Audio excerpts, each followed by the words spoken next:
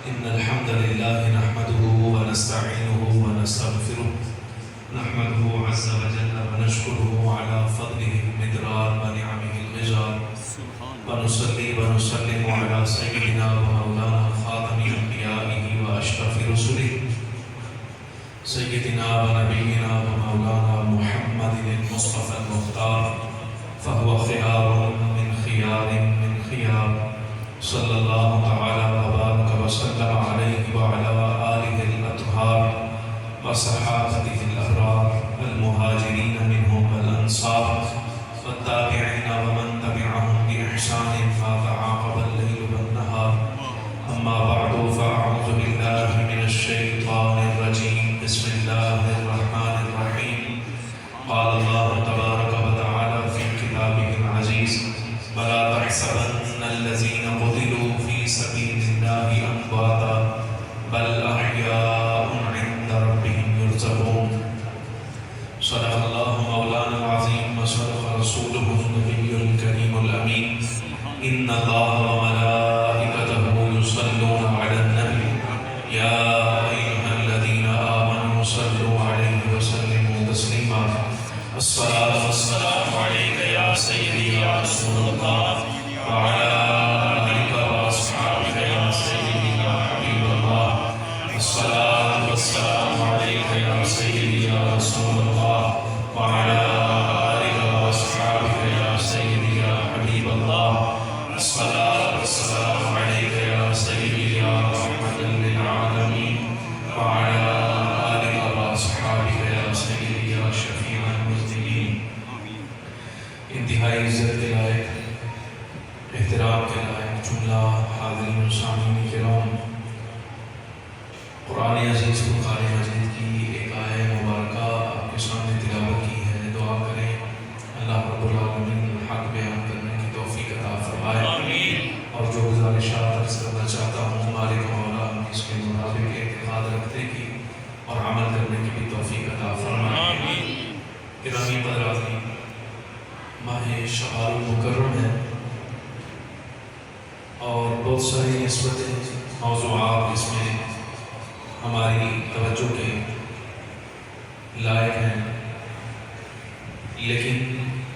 جس موضوع پر آج آپ کے سامنے اظہار خیال کرنا چاہتا ہوں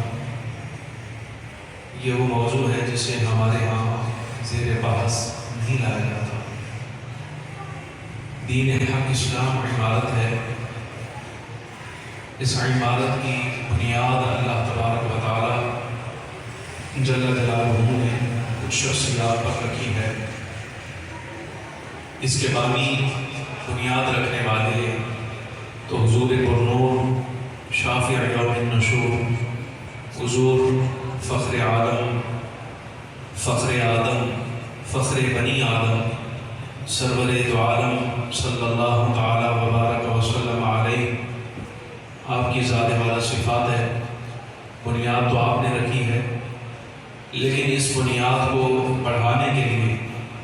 اور اس کو مضبوط بنانے کے لیے اللہ رب العالمین جل جلالہ نے چند شخصیات کو خاص فرمایا ہے یہ وہ شخصیات ہیں جنہوں نے اسلام کی عمارت کو مضبوط کرنے کے لیے محنت بھی کی ہے کاوش بھی کی ہے ان لوگوں نے پسینہ بھی بہایا ہے انہوں نے کلام بھی کیا ہے انہوں نے سفر بھی کیے ہیں حتیٰ کہ جہاں خون دینے کی بات آئی ہے تو انہوں نے خون بھی دیا ہے جہاں جان دینے کی بات آئی ہے وہاں جان بھی دی ہے یہ وہ شخصیات ہیں جن کو خود اللہ تبارک و تعالی جل جلالہ اپنے کلام میں خراج تحسین پیش کرتا ہے رب العالمین جل وعلا انہیں داد دیتا ہے ان کی حوصلہ افزائی فرماتا ہے ان کی شان بیان فرماتا ہے ان کی عظمت ظاہر کرتا ہے یہ وہ شخصیات ہیں جن کے ساتھ محبت کرنے کا حکم خود اللہ تبارک و تعالی دیتا ہے اس کے حبیب پاک صلی اللہ علیہ وسلم دیتے ہیں اس لیے کہ جب کسی شہر کی بنیاد رکھی جاتی ہے اس وقت محنت کی ضرورت زیادہ ہوتی ہے اور جب محنت کی ضرورت زیادہ ہو جو لوگ اس وقت ساتھ دیتے ہیں مشکل وقت میں ساتھ دینے والے ان کو کبھی فراموش نہیں کیا جاتا انہیں کبھی بھلایا نہیں جاتا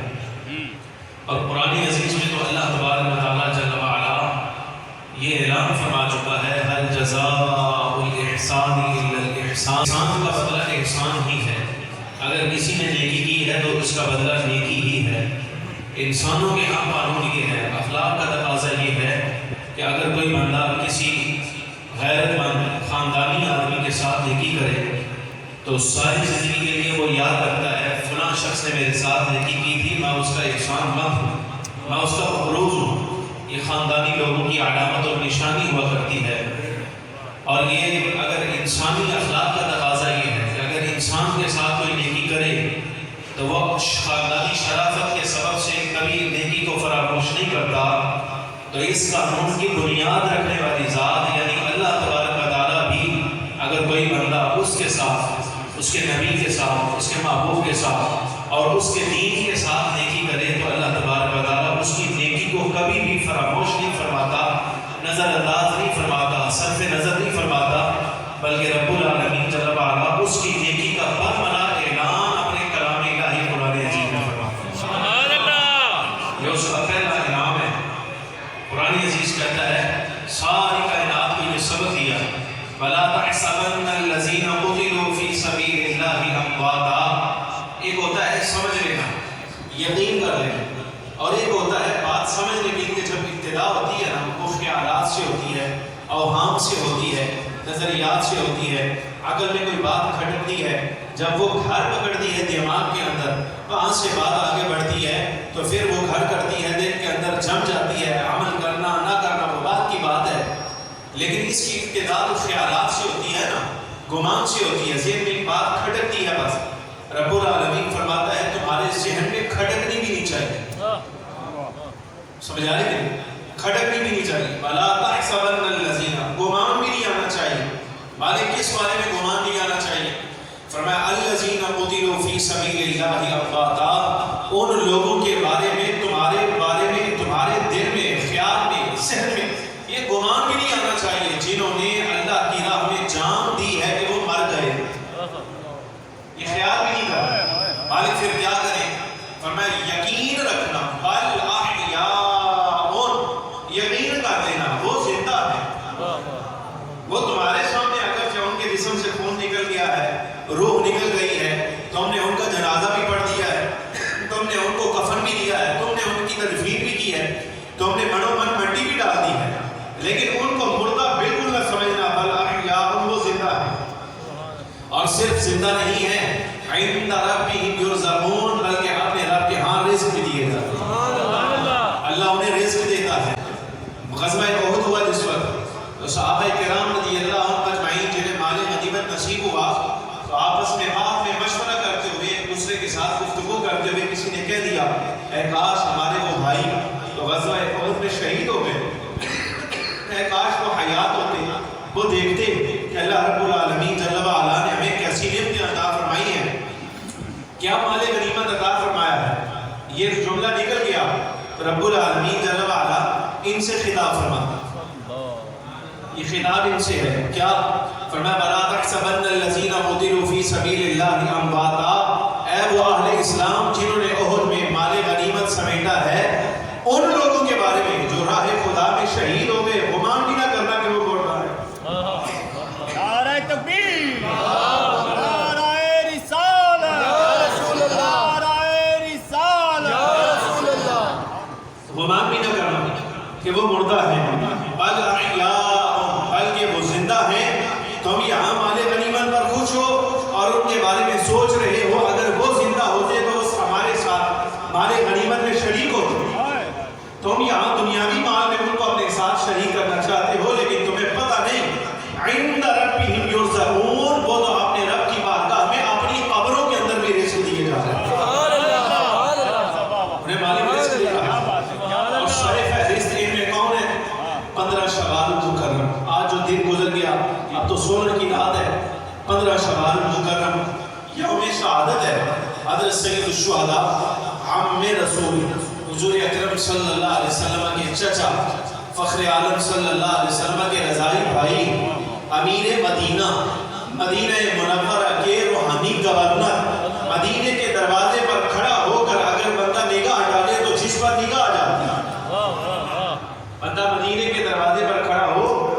پر نگاہ جائے، اور وہ ذات جس کی شہادت کو حضور اکرم صلی اللہ علیہ وسلم نے کبھی اپنے ذہن سے نکالا ہی نہیں، اور وہ شخصیت جن کے ساتھ حضور اکرم صلی اللہ علیہ وسلم کا پیار الگ ہے، تعلق الگ ہے، اور خاندانی رشتہ داری اپنی وہ ہے اپنی جگہ رہی، لیکن ایک تعلق یہ بھی ہے کہ وہ ماں کی طرف سے حضور اکرم صلی اللہ علیہ وسلم کے بھائی کرتے ہیں، یعنی حضور کے دودھ شریک بھائی ہیں وہ ذات کہ جن کے مزار پر، جن کے روضہ انور میں خود امام الانبیاء صلی اللہ علیہ وسلم ہر سال محرم الحرام کے ابتدائی 10 ایام میں نہ صرف جایا کرتے ہیں بلکہ باوجود دعا بھی فرمایا کرتے ہیں، وہ ذات جن کی قبر انور میں ہر جمعہ المبارک کے دن حضرت سیدہ خاتون جنت فاطمہ الزہرا سلام اللہ علی ابیہا و علیہا بھی جایا کرتی ہیں، وہاں اماں جی دعا کے لیے جاتی ہیں، وہاں اس وقت کے لوگ بھی جنہیں روحانی گورنر مدینہ کہتے ہیں، وہ ذات حضور اکرم صلی اللہ علیہ وسلم کے چچا حضرت سید الشہداء امیر حمزہ رضی اللہ تعالی عنہ کی ہیں، جن کا آج یوم شہادت، اور یہ وہ ذات ہے۔ میں تمہیں سبق دے رہا ہوں، سبق یہ ہے کہ اگر کبھی زندگی میں کوئی کام کروانا ہو اور موقع مل جائے حرمین شریفین میں حاضری کا، تو مدینہ طیبہ میں مصطفیٰ کریم صلی اللہ علیہ وسلم کی بارگاہ میں حاضری دینے سے پہلے تم ذرا سفارش کروا لینا حضرت سید الشہداء امیر حمزہ کے دربار سے، وہاں جا کر کہنا آپ رسول اللہ کے چچا ہیں، آپ حضور کے محترم عزیز ہیں، حضور کے رشتہ دار ہیں، حضور نے آپ کی ذات سے بھی پیار کیا ہے، آپ کے نام سے بھی پیار کیا ہے، یا سید الشہداء میں آپ کی بارگاہ میں حاضر ہوا ہوں، یہ مشکل ہے، آپ حضور کی بارگاہ میں سفارش کر دیں کہ یا رسول اللہ صلی اللہ علیہ وسلم اس غلام کا کام کر دیں، تو میں تمہیں یہاں بیٹھ کر سبق دے رہا ہوں، جو سفارش سید الشہداء امیر حمزہ کی بارگاہ سے دربار مصطفیٰ صلی اللہ علیہ وسلم پہ پیش کی جائے گی وہ کبھی رد نہیں، کبھی رد نہیں، کیونکہ سید الشہداء رضی اللہ تعالیٰ عنہ کا دربار وہ ہے، بخاری اٹھا،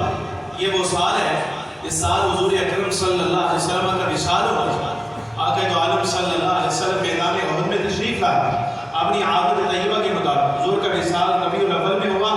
محرم شریف کے ابتدائی 10 ایام میں سے کسی دن آقا دو عالم صلی اللہ علیہ وسلم میدان احد میں تشریف لائے، یہاں آپ نے ویسے دعا فرمائی جیسے کسی میت پر ابھی کوئی انتقال کر جائے تو جیسے ان کے لیے دعا کی جاتی ہے ویسے دعا کی،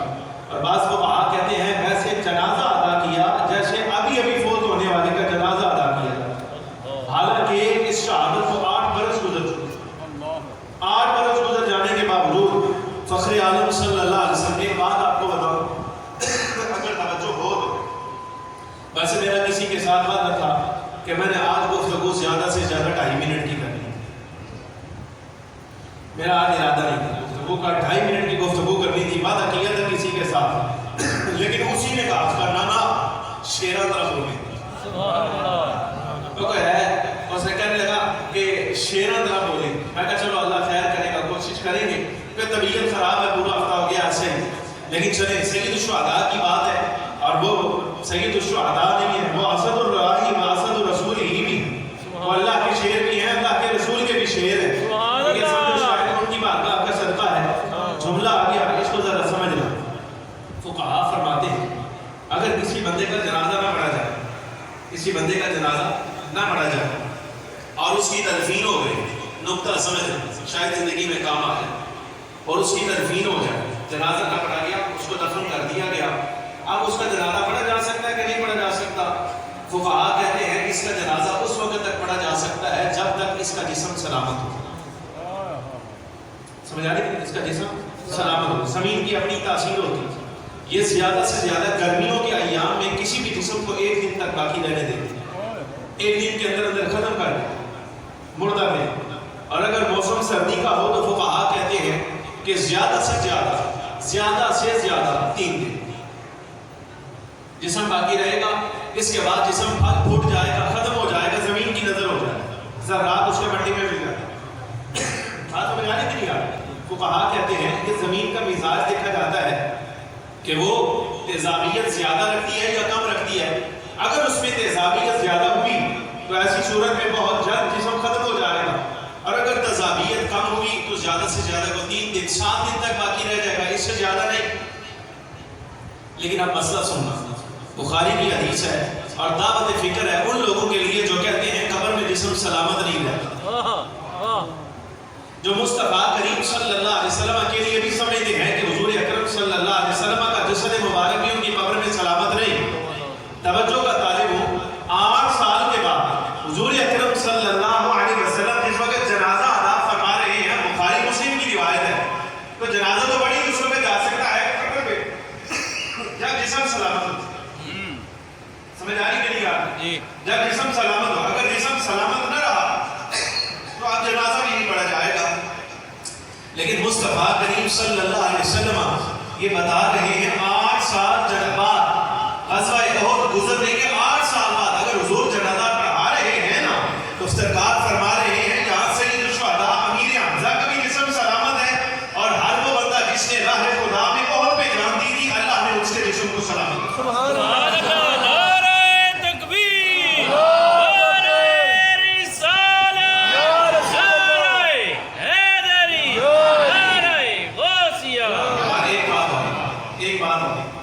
اچھا ایک بات اور یاد رکھنا، یہاں بعضوں کا عقیدہ یہ ہے کہ مصطفیٰ کریم صلی اللہ علیہ وسلم اگر اپنی حیات میں موجود ہوں ان کو تو دیوار کے پیچھے کا نظر نہیں آتا۔ میں کہتا ہوں کہ بخاری کی روایت کہتی ہے آقا تو عالم صلی اللہ علیہ وسلم 8 برس گزرنے کے بعد جنازہ ادا فرما رہے ہیں، اور یہ اشارہ کر رہے ہیں ان لوگوں کو جو یہ سمجھیں گے کہ دیوار کے پیچھے کا علم نہیں مجھے، وہ جان لے کہ ہمیں تو اللہ نے قبروں کے حالات سے بھی آگاہی ہے۔ سبحان اللہ۔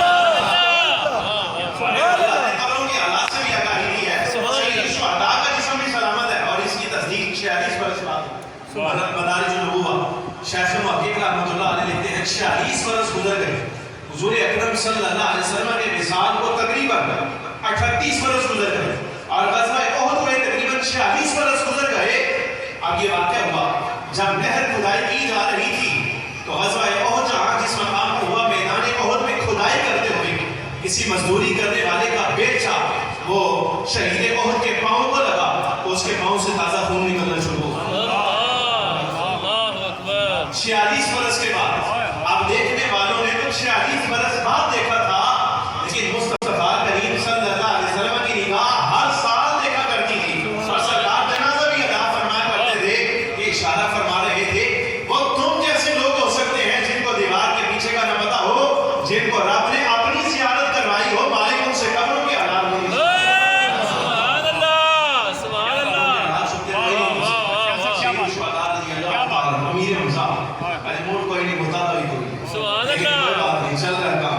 سید الشہداء امیر حمزہ رضی اللہ تعالیٰ عنہ، اچھا سرکار کی ذات تو برا رہی نا، حضور کی اہل بیت ہیں، حضور کی عطرت ہیں، انما یرید اللہ لیذھب عنکم الرجس اہل البیت، جب پڑھی جائے یہ اس میں شامل ہے۔ اب اس تصویر میں نہیں جاتا، لیکن ایک بات کرنا چاہتا ہوں، دیکھو بارگاہ نبوی صلی اللہ علیہ وسلم سے فیضان کیسا ملتا ہے۔ اب میں جوڑوں گا اس کو، چلو مجھے یاد آ گیا، اس کو جوڑوں گا، توجہ رکھنا۔ میں نے کہا جسم سلامت رہا ہے، جسم سلامت رہا ہے، مٹی نے نقصان نہیں کیا۔ جملہ کہہ رہا ہوں یاد رکھنا، اس لیے مٹی اس لیے نہیں نقصان دے سکی سید الشہداء کے جسم کو کہ سید الشہداء رضی اللہ تعالیٰ عنہ کے جسد مبارک کو اللہ نے یہ تاثیر دی ہے جہاں لگ جائے نا یہ اس کو سلامتی دیتا ہے۔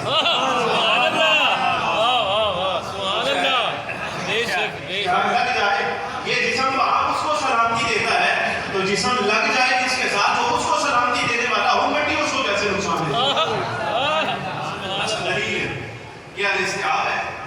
اور روایت ہے امام طبرانی کی معجم کبیر کی، امام ابن عبد البر رضی اللہ تعالیٰ عنہ روایت کرتے ہیں سید الشہداء رضی اللہ تعالیٰ عنہ کی شہادت ہے بڑی دردناک شہادت۔ صرف اس بات سے اندازہ کرو، صرف اس بات سے کہ میدان احد سے آپ کے جسد مبارک کے 42 ٹکڑے اکٹھے کیے گئے۔ سمجھ آ رہی ہے کتنے؟ 42 ٹکڑے، یعنی سید الشہداء رضی اللہ تعالیٰ عنہ کا صرف یہ نہیں کہ زخم آئے اور شہید ہو گئے، بلکہ اس وقت جنہوں نے شہید کیا تھا انہوں نے اپنے ایک انتقام کے اندر آ کر انہوں نے یہ کارروائی کی کہ آپ کے جسد مبارک کے 42 ٹکڑے، یعنی کان الگ ہے، ناک الگ کر دیا گیا، ہونٹ مبارک الگ کر دیے گئے، ہاتھ الگ کر دیے گئے، پاؤں کو نقصان وسلم نے جس وقت یہ منظر ملاحظہ فرمایا، جب یہ معلوم ہوا کہ سید الشہداء شہید ہو گئے تو فخر عالم صلی اللہ علیہ وسلم صرف روئے، لیکن جس وقت حضرت امیر حمزہ رضی اللہ تعالیٰ عنہ کی شہادت کا منظر حضور نے اپنی نگاہوں سے دیکھا ہے تو دیکھنے والے کہتے ہیں ہم نے دیکھا فخر عالم صلی اللہ علیہ وسلم کی آنکھ سے صرف آنسو نہیں بہا بلکہ حضور کے بدن مبارک سے ایسی چیخ نکلی ہے کہ وہ ہم سے سنی گئی۔ ایسی دردناک شہادت سید الشہداء رضی اللہ تعالیٰ عنہ آپ کی پھوپھی صاحب یعنی حضور اکرم صلی اللہ علیہ وسلم کی پھوپھی صاحبہ سید الشہداء کی ہمشیرہ حضرت سیدہ صفیہ رضی اللہ تعالیٰ عنہ جب وہ آئی نا میدان احد میں بری ہو چکی ضعیف عمر رسیدہ تھی تو فخر عالم صلی اللہ علیہ وسلم نے فرمایا ان کو روکو، ان کو آگے نہ آنے دینا، ان کو آگے نہ آنے دینا، اس کو یہ منظر نہ دیکھنے دینا۔ اور ایک جملہ سرکار نے ارشاد فرمایا یہ حضرت سید الشہداء کو جو اجر اللہ نے دینا ہے نا یہ اس اجر کی عکاسی کرتا ہے، یعنی 42 ٹکڑے جس نے اسلام کی سر بلندی کے لیے دیے ہیں۔ سرکار فرماتے ہیں اگر مجھے سیدہ صفیہ کی پریشانی کا ڈر نہ ہوتا تو میں امیر حمزہ کو ایسے ہی چھوڑ دیتا حتیٰ کہ پرندے آتے اور امیر حمزہ رضی اللہ تعالیٰ عنہ کے سارے جسم کو اپنے اندر محفوظ کر سکتا تاکہ یہ جو آزمائش آئی ہے وہ آزمائش اور بڑھے اور اللہ آخرت میں ثواب بھی اور زیادہ آتا۔ یہ حضور اکرم صلی اللہ علیہ وسلم نے سید الشہداء کے لیے فرمایا، لیکن میں بات کرنے لگا تھا کہ سید الشہداء کا جو جسم ہے یہ سلامتی کی سمجھ ہے۔ حدیث سنو، جس وقت جناب ہندا بعد میں مسلمان ہو گئے، بعد میں مسلمان ہو گئے اور شرم کرنی چاہیے، تھوڑی سی حیا کرنی چاہیے ان لوگوں کو جو ان کے بارے میں کوئی بھی سخت جملہ ہے، اس لیے اور کچھ نہ صحیح اور کچھ نہ صحیح اور کچھ نہ صحیح تو اتنی بات تو یاد رکھنی چاہیے نا کہ حضور اکرم صلی اللہ علیہ وسلم کی ساس آئی، حضور کی زوجہ محترمہ حضرت سیدہ ام حبیبہ رضی اللہ تعالیٰ عنہ کی باتیں ہیں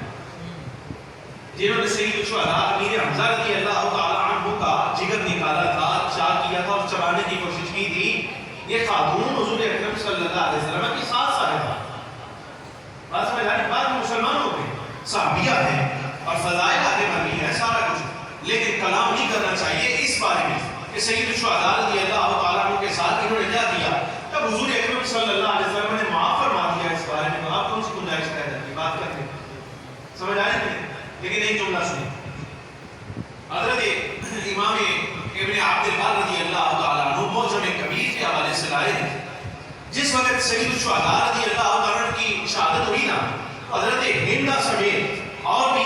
قریش کی کافی ساری خواتین کی جو اس وقت بدر کے اپنے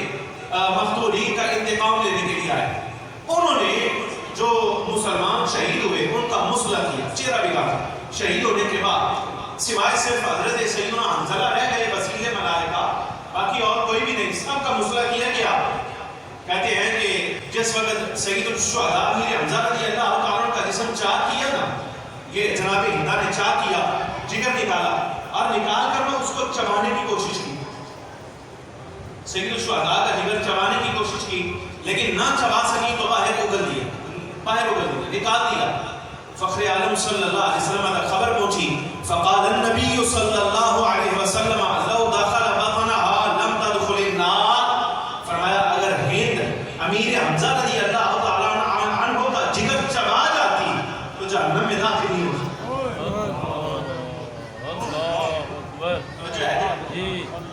جملہ دوبارہ سنو، فقال النبی صلی اللہ علیہ وسلم لو دخل بطنها، اگر امیر حمزہ رضی اللہ تعالیٰ عنہ کا جسم کا کچھ حصہ جناب ہندا نکل جاتی ان کے بدن میں چلا جاتا، لم تدخل النار، تو یہ ضمانت تھا کہ سید الشہداء کے ایک ٹکڑا جسم اندر جانے کے سبب سے اللہ ان کو جہنم سے محفوظ فرما دے۔ اب مطلب یہ ہوا جن کے جسم کا ایک ٹکڑا اگر جناب ہندا دے دے تو اللہ جہنم سے سلامتی دے دیتا، تو پھر یہ کیسے ممکن تھا کہ قبر کی مٹی اسی جسم کو ختم کر دے؟ پھر قبر کی مٹی تو کچھ بھی نہیں کر سکتی۔ اور حضور اکرم صلی اللہ علیہ وسلم کی بارگاہ میں میں سادے لفظوں میں آپ کو کہوں، دیکھیں اس سے بڑا اور کوئی بات نہیں، میں 16 میں جس وقت عمرہ کے لیے حاضر تھا تو حضرت سید الشہداء رضی اللہ تعالیٰ عنہ کی خدمت میں جب حاضر ہوا، بدھ کے دن کہتے ہیں، بدھ کا دن ہو عصر کی نماز میدان احد میں ادا کرے اور عصر پڑھ کے سید الشہداء کی خدمت میں آئے، فاتحہ اخلاص پڑھے، تو اللہ تبارک و تعالیٰ جل وعلا جب ہوا چلائے گا نا عصر کی نماز کے بعد ہر بدھ والے دن جو ہوا چلے گی نا میدان احد میں، یہ ہوا جب آئے گی تو سید الشہداء کی خوشبو لے کر سبحان اللہ سبحان اللہ سبحان اللہ، یہ تجربہ کیا بات، یہ تجربہ یعنی یہ حدیث پاک یا مفسرین سیرت نگاروں کا قول نہیں، یہ تجربہ ہے۔ مجھے یاد ہے میں 16 میں جس وقت عمرہ شریف کے لیے حاضر ہوا، اس وقت یہ محسوس کیا وہاں پر بدھ کا دن تھا، نماز عصر کے بعد کا وقت تھا، نماز عصر پڑھی، وہاں حاضری دی، تو میری وہاں بالکل آپ کے قدمین شریفین میں ملاقات ہوئی۔ حضرت غزالی کے زمان غازی دوران سید احمد سعید کاظمی شاہ صاحب رحمۃ اللہ علیہ کے جانشین سے صاحب ہیں، ان سے ملاقات ہوئی، تو چونکہ وہ بزرگ عالم تھے اور غزالی کے زمان کے ساتھ ہمارے لیے عزت کے لائق تھے، میں نے ان سے کہا آپ میرے لیے دعا کریں، تو انہوں نے مجھے جملہ کہا آج تک مجھے بھولا نہیں، وہ سید ہیں، مجھے کہنے لگے شالی، وہ جانتے تھے مجھے، شالی میں یہاں اس بارگاہ میں کھڑے ہو کر میں کیا دعا کروں، میں یہاں کھڑا ہو کر کیا دعا کروں، اور ساتھ یہ جملہ کہا شالی آپ جن کے قدموں میں کھڑے ہو یہ گورنر مدینہ ہے، یہ مدینے کے گورنر ہے روحانی، یہاں کھڑے ہو کر اللہ سے دعا کرو، وہ تو ایک الگ بات ہے، اور کچھ نہ صحیح تو ان کو مخاطب کر کے کہو اے سید الشہداء بندہ نچیز آپ کی بارگاہ میں حاضر ہے، خالی لوٹا دو گے، خالی لوٹا دو گے، صرف اتنی بات کہو اور پھر اس کے بعد جو مانگنا چاہتے ہو مانگو، اللہ تبارک و تعالیٰ ضرور عطا فرمائے۔ یہ وہاں کی تاثیر ہے، اور اب وقت نہیں ہے، اگر سید الشہداء رضی اللہ تعالیٰ کا تعارف کروانا ہو نا تو پھر وقت درکار ہے، اور ہم جیسے بندے کے لیے تو خاص طور پہ وقت درکار ہے، اس لیے کہ آپ کو پتہ ہے کہ ہم تو پھر اسی طرح بات کرتے ہیں جیسے ابھی آپ کے ساتھ کر رہے تھے، تاکہ بات کو ساری سمجھا دی جائے۔ بہرحال توجہ صرف آپ سے اتنی چاہتا تھا کہ دیکھیے جس زمانے میں ہم جی رہے ہیں نا، آگے زمانہ آ رہا ہے کہ اس میں شاید ہو سکتا ہے پسینے سے کام نہیں پڑے گا، شاید خون بھی دینا پڑے گا، سمجھ آ رہے کہ نہیں، دین بچانے کی، دین بچانے کی، اور رب العالمین تعریف اس کی کرتا ہے جو اس کے دین کے لیے کام کرتا ہے۔ میں نے آپ کو بتا دیا، مالک نے تعریف فرمائی ہے وَلَا تَحْسَبَنَّ الَّذِينَ قُتِلُوا فِي سَبِيلِ اللَّهِ أَمْوَاتًا، ان کو مردہ بھی نہ سمجھنا، ان کو مردہ گمان بھی نہ کرنا جو راہ خدا میں شہید کر دیے جائیں۔ سید الشہداء رضی اللہ تعالی عنہ آپ کا یہ اسوہ ہے، آپ کا یہ اسوہ ہے کہ جس وقت بات اللہ اور اس کے رسول کی آئے نا تو پھر خدمت پیش کرنی چاہیے، اول بات۔ اور دوسری بات یہ یاد رکھیں ہمیشہ، یہ وہ شخصیات ہیں جنہوں نے اسلام کے لیے محنت تو اپنی جگہ رہ گئی، اپنی جان پیش کی، اور جنہوں نے جان پیش کی ہے، جب اللہ تبارک و تعالیٰ جل وعلا ان کی خدمات کو فراموش نہیں کرتا تو پھر آپ کو بھی ان کی شخصیات یاد رکھنی چاہیے کہ نہیں رکھنی چاہیے؟ رکھنی چاہیے، یاد رکھنی چاہیے۔ اور پھر اس نام کے ساتھ دیکھو محبت کے تقاضے کچھ ایسے ہوتے ہیں، یہ لکھا امام مستدرک حاکم میں موجود، آقا دو عالم صلی اللہ علیہ وسلم کی خدمت میں ایک انصاری اپنا بیٹا لے کر حاضر ہوا، یا رسول اللہ صلی اللہ علیہ وسلم بیٹا دیا، اللہ نے آپ نام رکھ دیں، تو فخر عالم نور مجسم صلی اللہ علیہ وسلم نے فرمایا میرے نزدیک ساری کائنات میں، پوری روئے زمین میں، یعنی سب انسانوں سے بڑھ کر جو نام محبوب ہے وہ تو حمزہ ہے۔ سمجھ آ رہے ہیں؟ یا رسول اللہ نام رکھ دیں، فرمایا میرے نزدیک پوری روئے زمین پر پھیلے ہوئے انسانوں میں سب سے بڑھ کر نام جس کا محبوب ہے وہ تو حمزہ ہے، رکھ دیں یا رسول اللہ، جو آپ کی پسند ہے وہ ہماری پسند ہے، رکھ دیا۔ اور مقام سید الشہداء کا کیا ہے؟ مستدرک حاکم پڑھو، فخر عالم صلی اللہ علیہ وسلم فرماتے ہیں میں جنت میں داخل ہوا تو میں نے دیکھا میرے چچا کا بیٹا علی ابن ابی طالب کا بھائی جعفر ابن ابی طالب، جس نے میری ختم نبوت کے معاملے میں آپ نے دونوں بازو کٹائے تھے، اللہ نے جنت میں پرواز کے لیے اس کو ہاتھوں کی جگہ پر عطا فرمایا۔ میں نے دیکھا میرا چچا ذات جعفر ابن ابی طالب جنت میں پرواز کر رہا ہے، اور جنت کے اسی درجے میں سید الشہداء امیر حمزہ کے یہ فخر عالم صلی اللہ علیہ وسلم نے ملاحظہ فرمایا۔ سمجھ آئی کہ نہیں؟ یعنی اللہ تبارک و تعالیٰ خدمات کو صلہ عطا فرماتا ہے، ہمیں بھی چاہیے ہم محسنین اسلام کو یاد رکھیں، اپنے بزرگوں کو یاد رکھیں جنہوں نے اسلام کے لیے خدمات ہیں، سرور اعظم صلی اللہ علیہ وسلم کے لیے خدمات ہیں، جن کا جنازہ حضور اکرم صلی اللہ علیہ وسلم نے 70 مرتبہ پڑھایا، 70 مرتبہ جنازہ، 70 مرتبہ جنازہ پڑھانے کا طریقہ یہ تھا، جنازہ لایا جاتا، حضور وہ پڑھاتے، وہ جنازہ اٹھا لیا جاتا، سید الشہداء کا وہیں پڑھا رہتا اور دوسرا جنازہ لایا۔ اس طرح حضور اکرم صلی اللہ علیہ وسلم نے بعض روایات کے مطابق 70 مرتبہ جنازہ پڑھایا ہے، اور بعض روایات کے مطابق آپ کے جنازے پر 70 تکبیریں کہی ہیں۔ جنازے کی تکبیریں کتنی ہیں؟ کتنی ہیں؟